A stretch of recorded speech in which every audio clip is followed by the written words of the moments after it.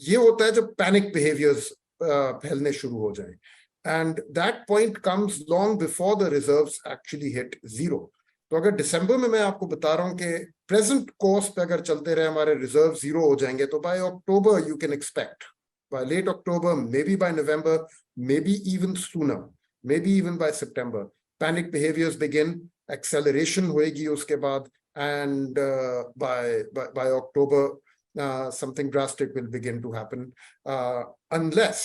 unless कोई बहुत बड़ी स्केल पे एक्सटर्नल फाइनेंसिंग सपोर्ट पाकिस्तान को मिल जाए इन महीनों में। खुरम, आपसे जो आगाज करते हैं, ख्वाजा आसिफ ने ये जो बात कही है कि जब ट्रिलियंस की किन्हीं खरबों रुपए की लीकेजेस होती हैं रेवेन्यू में, तो वो बजट कैसे चल सकता है, और फिर रेमिटेंसेस का भी वो जिक्र किया, और तो जरा उसके ऊपर कमेंट कीजिए, फिर आगे बढ़ते हैं। देखिए, रेवेन्यू की लीकेजेस की जो वो बात कर रहे हैं वो तो दुरुस्त है, और वो स्ट्रक्चरली पाकिस्तान का एक हिस्सा रहा है डेकेड से। मैं जब सुन रहा था उनकी स्पीच तो मुझे ऐसे लग रहा था कि जैसे वो कुछ हद तक अभी डिफेंसिव पे हैं कि कहीं ना कहीं बहुत बड़ा कोई फेलियर हो गया है इस गवर्नमेंट की तरफ से, और उसके लिए अब वो रीजंस जो है वो पेश करने की कोशिश कर रहे हैं अपनी गवर्नमेंट की बिहाफ पे। और जिस किस्म की मुश्किलात हर गवर्नमेंट फेस करती है बजट टाइम पे और बजट बनाने में, और फिर पाकिस्तान की फाइनेंस और स्टेट की फाइनेंसेस को खास तौर पे संभालने के लिए अब वो उन मुश्किलात को लिस्ट कर रहे हैं और बताने की कोशिश कर रहे हैं कि भाई ये सब कुछ भी है, इस मुल्क को चलाना आसान काम नहीं है। मुझे तो ऐसी फीलिंग हो रही थी कि कुछ वो कुछ डिफेंसिव पे गए हुए हैं इकोनॉमिक सिचुएशन के हवाले से। और जो रेमिटेंसेस कम हुई हैं, आई थिंक उन्होंने बड़ी क्लियरली, आई थिंक पहली चीज वैसा कि उनका ये भी मकसद था ना कि कुछ हद तक डार साहब के ऊपर अब जो क्रिटिसिज्म आ रही है उसको एड्रेस करना, कि भाई डार साहब ने उनके अपने कहने के मुताबिक बड़े मुश्किल टाइम में मुल्क को संभाला है, और जितना बोझ डलने वाला था अवाम के ऊपर उससे तो कम से कम बचा लिया है, अलबत्ता जो बोझ है वो भी नाकाबिले बर्दाश्त है। इस किस्म की बातें वो कर रहे थे। लेकिन जहां पे रेमिटेंसेस की बात आई तो उन्होंने जो रीजन पेश किया है कि रेमिटेंसेस कम इसलिए हो रही हैं क्योंकि ओपन मार्केट और इंटरबैंक मार्केट के दरमियान जो रेट है, और खासतौर पे जो हवाला मार्केट और अभी ओपन मार्केट के दरमियान जो रेट है, वो उसमें इतना बड़ा गैप है कि अगर आप बाहर से पाउंड्स भेज रहे हैं अपने रिश्तेदारों के लिए, या डॉलर्स भेज रहे हैं, तो आपको ज्यादा रकम मिलेगी अगर आप हुंडी हवाला चैनल के थ्रू भेजें। तो पैसे जो जो रेमिटेंसेस पाकिस्तान की नॉर्मल बैंकिंग चैनल्स के थ्रू आ रही थी, वो इस गैप की वजह से उधर चली गई है हुंडी हवाला चैनल्स में। लेकिन ये गैप क्रिएट करने में तो काफी बड़ा हाथ आई थिंक डार साहब की अपनी मैनेजमेंट का है। जिस तरीके से उन्होंने एक्सचेंज रेट को एक फोकस बनाया आते साथ, और शुरू से उन्होंने कहा कि भाई ये एक्सचेंज रेट को मैं एक लेवल पे फिक्स करूंगा, उससे नीचे नहीं जाने दूंगा, it's the mother of all evils, इस किस्म की जो उन्होंने बातें की थी, और फिर एक फिक्स करने की जब कोशिश की है, उसकी वजह से इतना बड़ा ब्लैक मार्केट में गैप आ गया, बिकॉज जो डॉलर्स हैं वो फिर ब्लैक मार्केट में चले गए अगर गवर्नमेंट जो है वो रेट्स को कंट्रोल करने की कोशिश करेगी। तो मुझे लग रहा है कि मैं आपकी खिदमत में और बाकी हमारे जो साथी हैं उनकी खिदमत में पेश करना चाहता हूं कि देखिए, इन्होंने, ख्वाजा आसिफ ने कहा कि कंपनियां 500 अरब का टैक्स चोरी कर रही हैं, 500 अरब रुपए का। रियल एस्टेट में 500 अरब की टैक्स चोरी हो जाए, और उन्होंने ये कहा कि कुछ ऐसे लोग हैं कि ऐसे लोग हैं इनका नाम टीवी चैनल्स पर नहीं ले सकते। गालिबन उनका इशारा मलिक रियाज की तरफ होगा, और दीगर जो लैंड डेवलपर्स हैं, लैंड माफिया उन्होंने है। ले लिया नाम, उन्होंने तो मलिक रियाज का नाम ले लिया और कहा कि कोई नहीं ले सकता। अलबत्ता वो कह रहे थे कोई टीवी चैनल नहीं ले सकता। I wanted to correct it, Dawn news लेता है उनका नाम। हाँ, डॉन न्यूज ने बिल्कुल लिया है, और डॉन न्यूज ने उसके ऊपर इन्वेस्टिगेटिव स्टोरीज भी की अखबार ने। मेरे ख्याल से वही मेजर स्टोरी है। फिर उन्होंने कहा कि अदलिया में टैक्स के 1300 अरब रुपए के मुकदमात पर स्टे ऑर्डर जारी हुए हैं। उन्होंने कहा कि अदलिया, ब्यूरोक्रेसी और इलीट ने इस मुल्क का माशी निजाम मुंजमद कर दिया। यहाँ एक तबके को तनख्वाह का 90% पेंशन मिलती है, रिटायरमेंट के बाद 4 मुलाजमीन मिलते हैं। ये गालिबन उनका इशारा जो है वो अदलिया की तरफ, चूंकि आजकल बहुत गुस्सा है सुप्रीम कोर्ट की तरफ, तो ये शायद वहां की वो बात कर रहे थे। तो कुछ इसके ऊपर भी बताइए कि आपने भी जो तज्जिया किया आज जो डॉन अखबार में छपा है, जिसमें कि आपने कहा कि 13.7 बिलियन डॉलर्स जो है गालिबन, अगर मुझे याद है कि ये पाकिस्तान की पेमेंट्स करनी है हमने सूद की और कर्जों की जो है अगले इस फिस्कल ईयर में 23-24 जो है। तो ये मुमकिन हो पाएगा इस तरह की लीकेजेस, और जब तक हम कोई चीजें ठीक नहीं करते?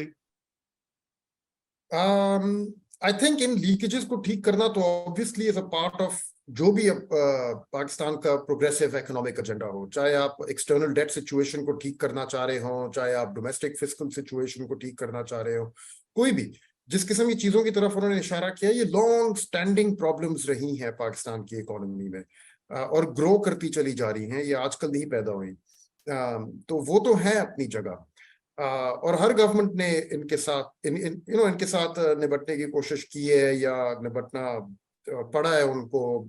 ये डीप रूटेड स्ट्रक्चरल इश्यूज हैं, और जब भी आप देखते हैं कि लोग कह रहे होते हैं कि स्ट्रक्चरल रिफॉर्म्स की जरूरत है पाकिस्तान को, तो उनका इशारा इसी किस्म की चीजों पे होता है। अलबत्ता अभी आज जिस तज्जिए की आप बात कर रहे हैं, जो आज छपा है डॉन अखबार में मेरे नाम से,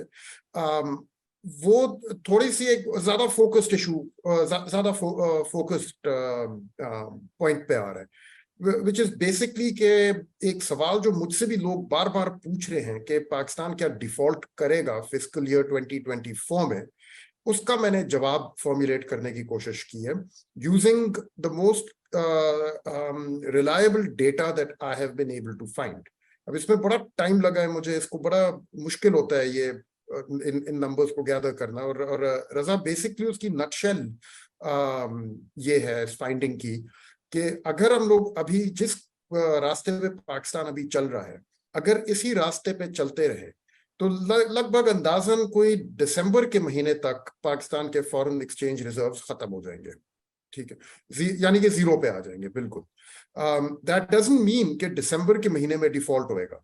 इसका मतलब है कि दिसंबर से कहीं पहले जिस सिचुएशन को लोग डिफॉल्ट कह रहे हैं वो इससे कहीं पहले आ चुकी होगी, क्योंकि मार्केट्स जो हैं वो फॉरेन एक्सचेंज रिजर्व्स वो इस इंतजार में नहीं बैठती कि आपके फॉरेन एक्सचेंज रिजर्व्स जीरो पे आए बिफोर दे स्टार्ट एक्टिंग। वो कोई ना कोई क्रिटिकल लेवल होती है जिसको एग्जैक्टली आइडेंटिफाई करना बहुत मुश्किल है, लेकिन हम लोग अपनी तारीख में अगर देख लें तो 2008 में हम लोग उस क्रिटिकल लेवल के नजदीक आ गए थे, 2013 में उस क्रिटिकल लेवल के नजदीक आ रहे थे, पहुंचे नहीं थे। वो नॉर्मली होएगा जैसे अगर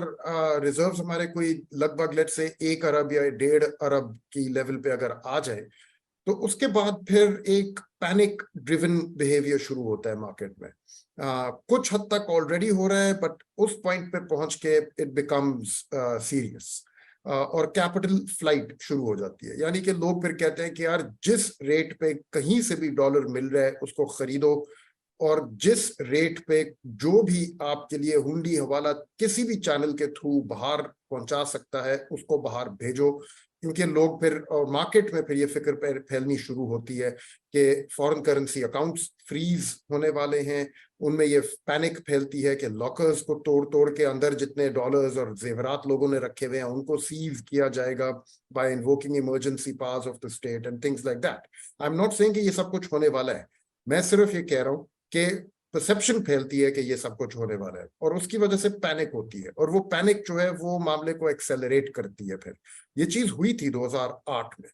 2008 में इनफैक्ट सिर्फ डॉलर्स नहीं, रुपीज में भी एक रन शुरू हो गया था, यानी कि लोगों ने अपने रुपीज जो थे वो भी बैंक से निकालने शुरू कर दिए थे, क्योंकि तब उनको फिक्र थी कि स्टॉक मार्केट तो उन्होंने अगस्त 2008 में फ्रीज कर दी थी, तो जिनके स्टॉक मार्केट में पैसे फंसे थे वो तो फंस गए थे सारे। कोई सितंबर अक्टूबर तक पहुंच के अफवाहें ये भी चलनी शुरू हो गई थी कि अब बैंक्स में से भी विथड्रॉल्स फ्रीज होने वाले हैं। ये हालांकि हुआ नहीं था, लेकिन अफवाह फैल चुकी थी इस लेवल तक के बैंक्स में से भी रन शुरू हो चुका था उन दिनों में रजा, रुपीज में भी। ये होता है जब पैनिक बिहेवियर्स फैलने शुरू हो जाए, and that point comes long before the reserves actually hit zero. तो अगर दिसंबर में मैं आपको बता रहा हूं कि प्रेजेंट कोर्स पे अगर चलते रहे हमारे रिजर्व जीरो हो जाएंगे, तो by October you can expect, by late October, may be by November, may be even sooner, may be even by September, panic behaviours begin, acceleration होएगी उसके बाद, and by October something drastic will begin to happen,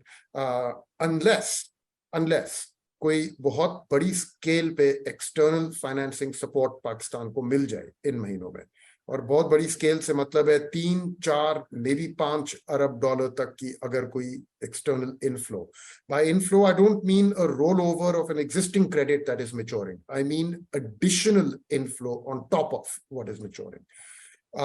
अगर वो situation, अगर वो मिल जाए उस type की सपोर्ट, तो we can avert this outcome. लेकिन अगर आने वाले महीनों में जुलाई अगस्त सितंबर, अब महीने कम रह गए, जुलाई अगस्त सितंबर, इन महीनों में कोई ऐसी अनाउंसमेंट अगर नहीं आती, तो yes we are on course for a default in before the year 2023 lets out. Raza, आप म्यूटेड है।